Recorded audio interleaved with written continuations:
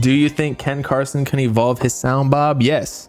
So, as I said a couple days ago on stream, More Chaos is going to sound like is a Great Chaos Deluxe. They said that what they're trying to do is be more, what's the word, like kind of lead people into where they're going before they do it, almost as a test, or just instead of just, you know how like with Whole Lotta Red at first everybody hated it because it was such a shock.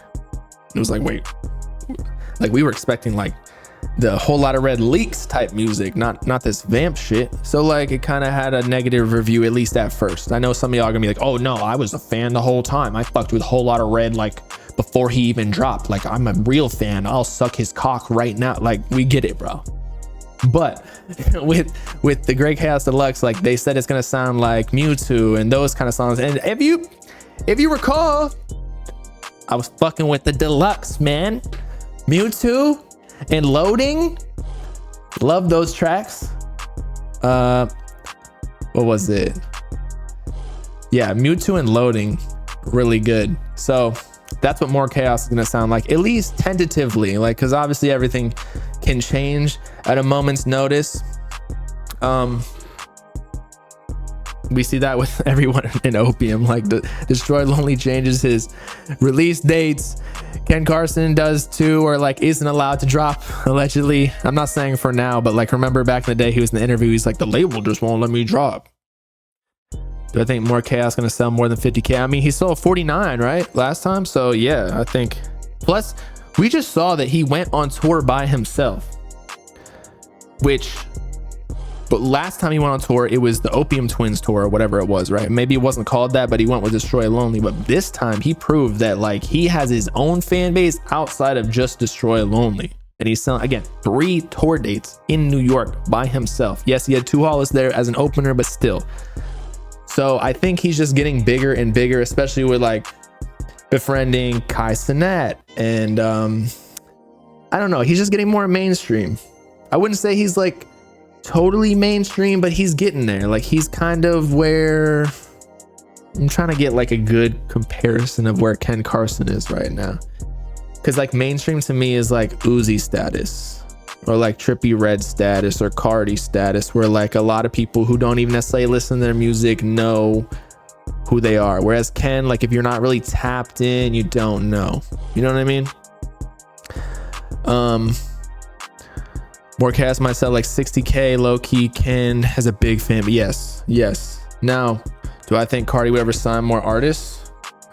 I mean, with how he's dropping, or not dropping, shall I say,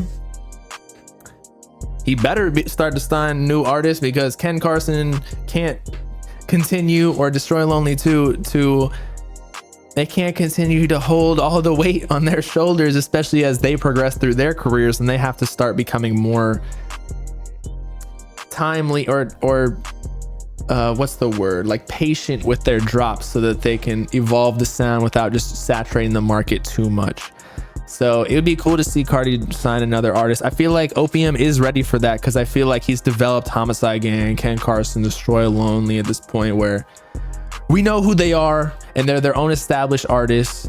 Of course they're associated with Opium, that's never gonna stop, but like they have their own little fan bases too, and people fuck with them outside of just being Cardi fans a little bit, I'd say. Ken Carson more so, where, you know, some people just like Ken Carson more than Cardi at this point, but I feel like that's a little unfair to say right now, because Cardi ain't dropped in a bit. So just let him drop first before we really have that conversation. I'm not saying you're not right or wrong, but just let him drop first. Let Cardi drop. You're saying Cardi not gonna sign anybody? Bro already had an opportunity, not gonna lie. I mean, think about when you have a label, especially with Cardi's pull right now, I feel like he has unlimited opportunity. Like he could just find somebody. Like we didn't know who Ken Carson was before Cardi signed him, and he wasn't even as big back in the day. He just had a cult, and now he is even more mainstream, having like some of the top songs with Travis Scott, Kanye, Future and Metro, The Weeknd. Like he's way more mainstream now, and he still has a cult. Everybody's waiting on him to drop. So I feel like now if he signs somebody, they literally gain like 100K, maybe not 100K, but like 50K followers before or like after he co-signed them. I'm just saying. So he needs to sign a female. Well, apparently like Bloody Clip is managed by the same people. I don't know if she's technically Opium, but she kind of is in a way.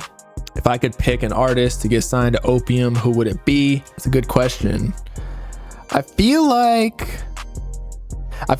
Molly Santana would have been a good addition. Netspend.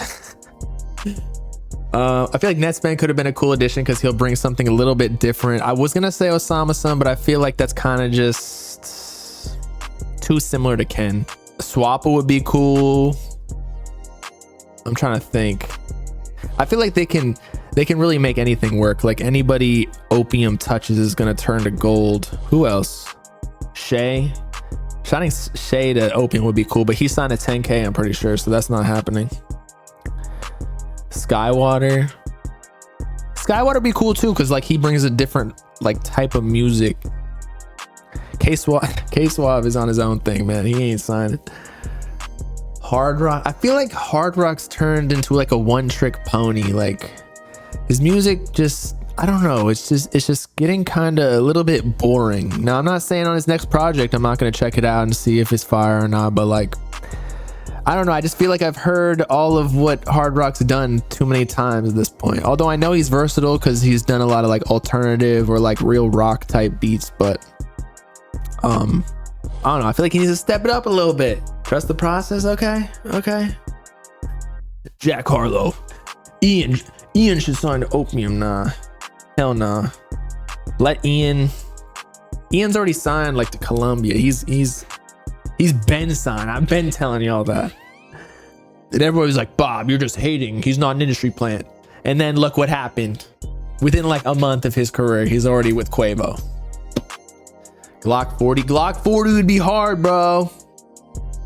Get like a real street rapper on the team, a real demon. Like he already crashed out. Like you know that it's gonna add a little bit more sustenance to the label, so more people will respect them, not just as artists, but as like, oh damn, like they jumped Summers and they have a crash out. Like we do not want to fuck with them. And Cardi can curse us, like do a hex on us while we're not looking, get a little doll, pull off the leg, and now you broke your leg all of a sudden on a plane and you didn't even do anything.